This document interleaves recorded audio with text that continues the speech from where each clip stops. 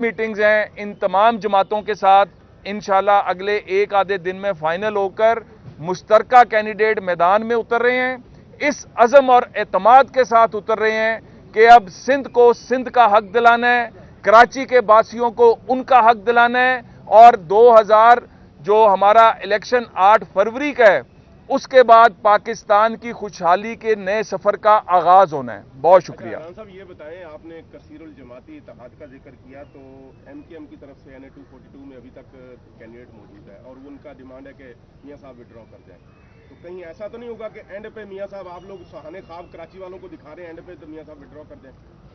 हमने हमेशा अल्लाह के फजल से जो अवाम से वादे किए हैं वो पूरे किए हैं।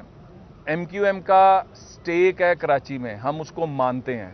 MQM को जब जब इग्नोर किया गया, कराची के हालात उतने ज़्यादा ख़राब हुए, तो जो माजी की तलखियाँ हैं उनको भुला के इस शहर के लिए, इस सूबे के लिए जो बेहतरीन कम्बिनेशन है वो लेकर आ रहे हैं। हमने MQM के दोस्तों से दरख्वास्त की हुई है और हमें उम्मीद है कि वो हमारी दरख्वास्त के ऊपर हमें अभी तक जो है पॉजिटिव वाइब्स आ रही हैं और अगले एक आधे दिन में, जिस तरह मैंने पहले कहा कि मुश्तरका उम्मीदवार पूरे सिंध में उतरेंगे और मैदान मारेंगे।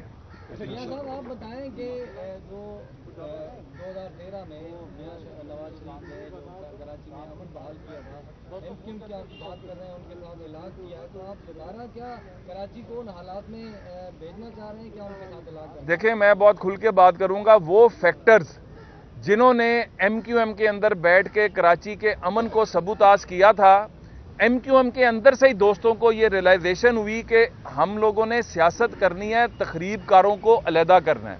तो जो माजी है उसको हम भुला नहीं सकते, लेकिन आज जो MQM आपके सामने खड़ी नज़र आ रही है वो इस कमिटमेंट के साथ खड़ी नज़र आ रही है कि कराची के अंदर से भत्ताखोरी को भी ख़त्म करना है, कराची के अमन को वापस लाना है। और मुस्लिम लीग नवाज का तो मंशूर ही ये रहा है। अल्लाह के फजल से हमें फ़ख्र है कि हम जब आए हैं हमने कराची का अमन और सिंध के अंदर जो है गुड गवर्नेंस की मिसालें कायम की हैं। तो ये जो इलेक्शन है इसके बाद आप एक बिल्कुल नया सिस्टम देखेंगे जिसमें सब मिलकर शहरियों की फलाह बहबूद के लिए काम करते नजर आएंगे। बहुत शुक्रिया। मियां शहबाज शरीफ के खिलाफ तो मुसलसल पहले आरोप के खिलाफ भी दरखास्तें आई, PTI की तरफ से भी अपील।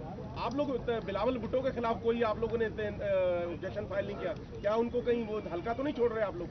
बात यह है कि हम बिलीव करते हैं जमहूरियत पे, हम बिलीव करते हैं कि अवाम की ताकत के ज़रिए अपने जो है मंशूर का और अपने जज्बात का इजहार किया जाए। तो हम इन अदालतों के पीछे, इन पिटीशनों के पीछे नहीं छुपेंगे।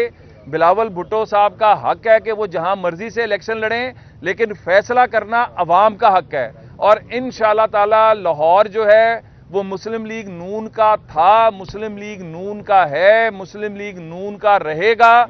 और 8 फरवरी को पूरे पंजाब से, पूरे पाकिस्तान से एक ही दहाड़ गूंजेगी और वो शेर की दहाड़ गूंजेगी। बहुत शुक्रिया।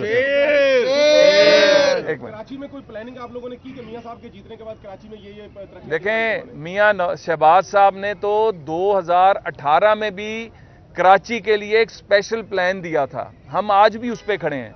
बदकिस्मती K4 का मंसूबा इतना लेट कर दिया गया, कराची की ट्रांसपोर्ट का सिस्टम, कराची की सड़कों का सिस्टम। अगर आप बात करें ओवरऑल पीने का पानी जो सबसे बड़ा मसला है, क्यों नहीं हल किया गया इतने सालों के अंदर, तो हमारा सबसे बड़ा फोकस जो है इन तमाम इश्यूज पर। और सबसे बढ़कर जो टैलेंट हम देखते हैं ना यहाँ के लोगों के अंदर, उनको अगर बेहतरीन प्लेटफॉर्म, बेहतरीन तालीम की सहूलियात दी जाएं तो ये पूरी दुनिया को लीड कर सकते हैं। तो शहबाज शरीफ साहब एक विजन के साथ आ रहे हैं, मुस्लिम लीग नून एक विजन के साथ आ रही है, मियां नवाज शरीफ साहब का अज़म है, इस अज़म के साथ आ रहे हैं कि सिंध ने इंशाल्लाह पूरे पाकिस्तान को लीड करना है 8 फरवरी के इलेक्शन के बाद। बहुत शुक्रिया।